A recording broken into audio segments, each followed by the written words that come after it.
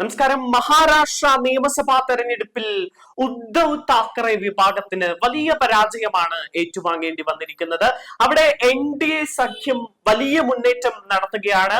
പക്ഷേ പ്രവചനങ്ങളെല്ലാം NDAയുടെ വിജയമാണ് ഉണ്ടായിരുന്നത് എങ്കിലും ഉദ്ധവ് താക്കറെ വിഭാഗത്തിന് വലിയ പ്രതീക്ഷയാണ് ഉണ്ടായിരുന്നത്.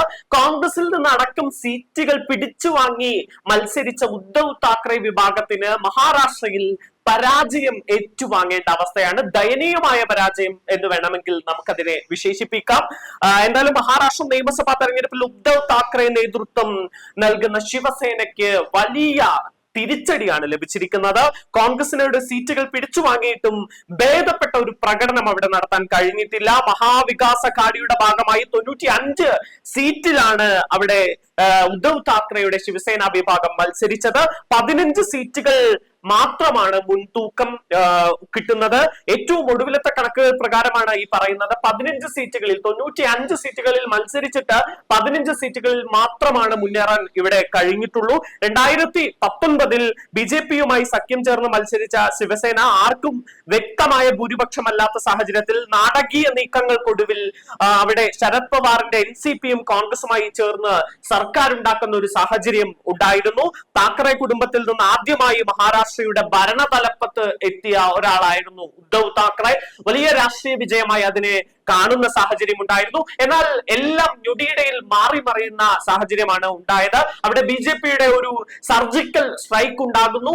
ഉടൻ തന്നെ ഭരണമാറ്റം മഹാരാഷ്ട്രയിൽ ഉണ്ടാകുന്നു. ഏക്നാഥ് ഷിൻഡെ MLA-മാർ BJPയിലേക്ക് ചേരുന്നു. അങ്ങനെ ഏക്നാഥ് ഷിൻഡെയുടെ നേതൃത്വത്തിലുള്ള BJP സഖ്യ സർക്കാർ അവിടെ വരികയാണ് ഉണ്ടായത്. എന്തായാലും തെരഞ്ഞെടുപ്പ് കമ്മീഷൻ അടക്കം ശിവസേനയുടെ ഔദ്യോഗിക ചിഹ്നമടക്കം ഏക്നാഥ് ഷിൻഡെ വിഭാഗത്തിന് നൽകുന്ന സാഹചര്യം ഉണ്ടായി. ഇതോടെ ഉദ്ധവ് താക്കറെ അധികാരത്തിൽ നിന്ന് പിന്തള്ളപ്പെട്ടു.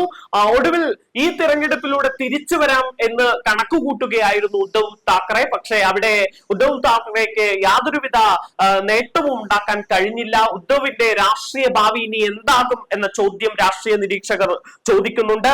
ഒരു നാണംകെട്ട പരാജയത്തിലേക്ക് ഉദ്ധവ് താക്കറെ പക്ഷം പോകുന്നു എന്നതിനപ്പുറം ഷിൻഡെ ശിവസേന വലിയ മുന്നേറ്റം നടത്തുന്നു. ഇത് BJPക്കും ഷിൻഡെ വിഭാഗത്തിനുമൊക്കെ വലിയ കരുത്താണ്. അവർക്ക് പറഞ്ഞു നിൽക്കാൻ, പിടിച്ചു നിൽക്കാൻ കഴിയുന്ന ഒരു കരുത്ത് തന്നെയാണ് അവിടെ മഹാരാഷ്ട്രയിൽ കാണുന്നത്. അതേസമയം ഉദ്ധവിന്റെ മകൻ ആദിത്യ താക്കറെയുടെ രാഷ്ട്രീയ ഭാവിയും അനിശ്ചിതത്വത്തിലാവുകയാണ്. മഹാവികാസ് അഘാഡിയുടെ സ്വപ്നങ്ങൾ മഹാരാഷ്ട്രയിൽ പൊലിയുകയാണ്. പകരം അവിടെ മഹായുദ്ധി സഖ്യം വിജയത്തിലേക്ക് നടന്നെടുക്കുകയാണ്. BJPയുടെ വിജയം NDAയുടെ വിജയം എന്ന് അതിനെ വിലയിരുത്തുകയും ചെയ്യുന്നു.